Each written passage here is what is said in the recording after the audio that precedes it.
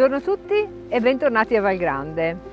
In questa bellissima giornata di sole io sono davanti a questa pianta, come sapete è mia abitudine nelle giornate primaverili, e sto cercando i rami più adeguati, i rami migliori per poter realizzare il mio alberello in occasione della Pasqua che è ormai alle porte. Questo è un cespuglio di gelsomino primulino, conosciuto anche come gelsomino d'inverno o gelsomino di San Giuseppe, che mi aiuta e sarà la mia cornice per cogliere l'occasione e per fare a tutti voi gli auguri di una buona e felice Pasqua in queste bellissime giornate di primavera del 2023. Ancora auguri a tutti, ciao!